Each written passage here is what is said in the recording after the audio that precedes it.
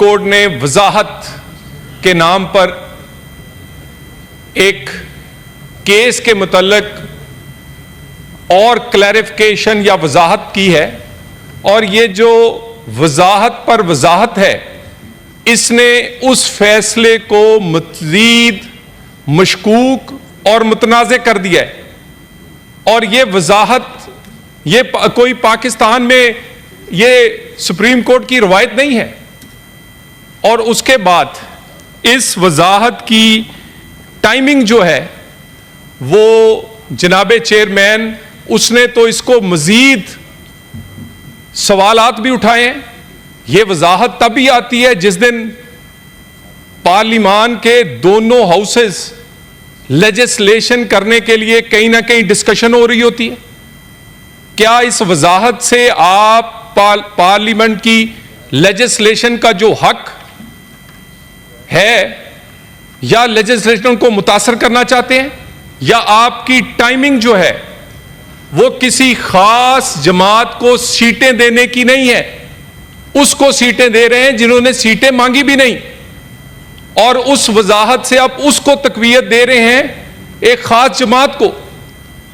इस वजाहत ने ना सिर्फ उस पूरी जजमेंट को मशकूक बनाया, बल्कि जज साहबान हमारे लिए मोहतरम है, मगर इस तरह के फैसलों और उस फैसलों पर इस तरह की वजाहतों ने सारे वो जो कहते हैं जी कि जज तो न्यूट्रल होते हैं या गैर मुतनाज़े होना चाहिए, अपने आप को खुद तनाज़े का शिकार कर रहे हैं।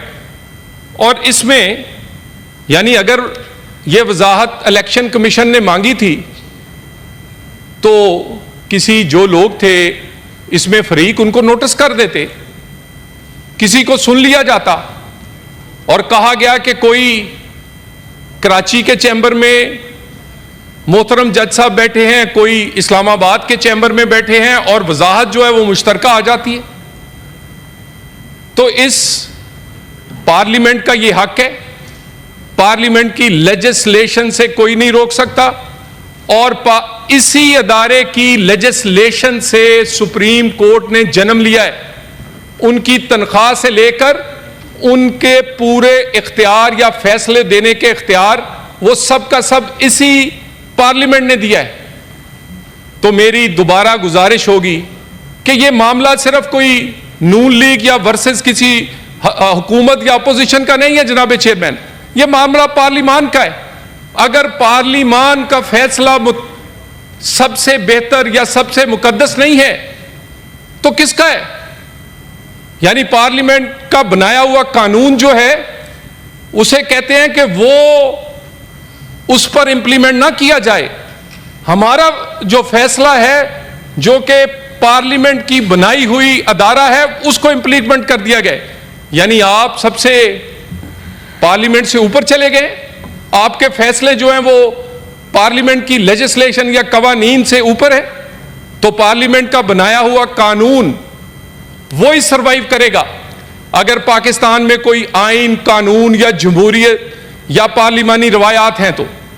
और इस वजाहत पर इस मौके पर जब पाकिस्तान में लेजिस्लेशन पर बात हो रही है, इस टाइमिंग पर मैं एज ए सियासी कारकुन एहतजाज भी करता हूं, और ये बड़ा गैर मुनासिब टाइम है, और इससे इस तरह महसूस हुआ है जैसे कोई अदारा पार्लियामेंट के सामने खड़ा होना चाहता है। हम अदारों के तहफ़्फ़ुज़ के लिए, अदारों को मजबूत करने के लिए, अदारों को गैर मुतनाज़े बनाने के लिए और अदलिया को रिफॉर्म करने का हक भी रखते हैं, और हमें करना भी चाहिए।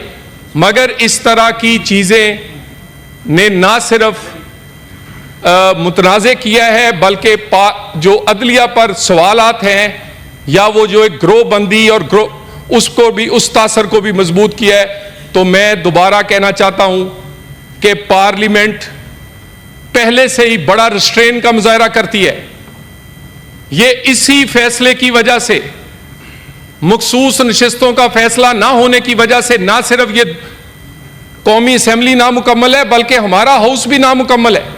अगर ये नोटिफाई हो जाते तो केपीके में इलेक्शन होता तो यहां भी हाउस कंप्लीट होता। ये पार्लियामेंट की जो प्रिविलेज है उसे भी ब्रीच किया जा रहा है। तो मैं दोबारा ये कहूंगा कि हमारा मकसद किसी अदारे से कोई लड़ाई या किसी अदारे के सामने खड़ा होना नहीं, अदारों का तहफ़्फ़ुज़ और लेकिन रिफॉर्म करना, कानून साजी करना, किस वक्त करनी है, कब करनी है, क्यों करनी है, उसका फैसला पार्लियामेंट करेगी। उसकी राह में कोई वजाहत या फैसला रुकावट नहीं बन सकता। बहुत शुक्रिया जी, शुक्रिया। दिनेश कुमार साहब।